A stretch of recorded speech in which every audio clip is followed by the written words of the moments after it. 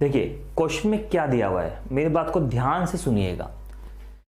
एक आदमी है, मतलब दो आदमी हैं, एक तो अपना प्रॉफिट कॉस्ट प्राइस पे देखता है, एक अपना प्रॉफिट कैलकुलेट करता है सेलिंग प्राइस पे, और दोनों कहते हैं कि उनको 25% का फायदा हुआ है। दोनों कहते हैं उनको 25% का फायदा हुआ है। सही है? हाँ। तो और उनका सेलिंग प्राइस सेम है। अब जरा गौर से सुनना, मैंने यहां पे 2% ले लिए ए और बी। ये तो अपना कॉस्ट प्राइस सीपी पे कैलकुलेट कर रहा है, ये एसपी पे कैलकुलेट कर रहा है। इसको भी 25% का फायदा हो रहा है, इसको भी 25% का फायदा हो रहा है।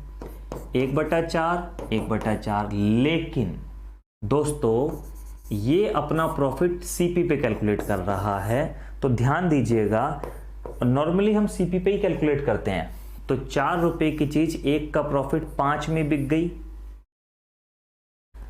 अब मेरी बात को गौर से सुनना, ये एसपी पे कैलकुलेट कर रहा है, इसका मतलब ये जो डिनोमिनेटर में है ना, ये इसका एसपी है।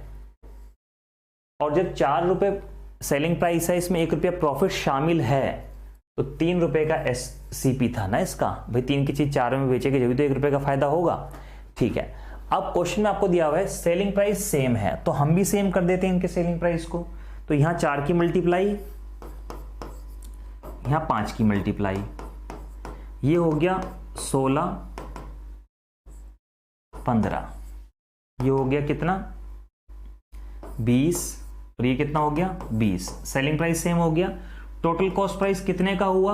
अब देखो आगे, देखो क्या लिखा है क्वेश्चन में। क्या लिखा है क्वेश्चन में? लिखा है the difference between their profits is 9 रुपी। उनके प्रॉफिट्स के बीच में जो अंतर है वो 9 रुपए का है।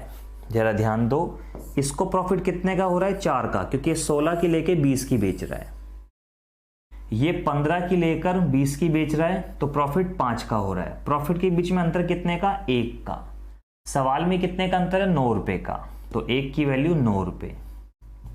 जब 1 की वैल्यू 9 रुपए आई, तो 16 की वैल्यू कितनी हो गई? बोलिए। 16 की वैल्यू हो जाएगी 144, यानी कि पहले वाले का कॉस्ट प्राइस 144 आ गया। तो यही ऑप्शन आ गया आंसर। ऐसा ऑप्शन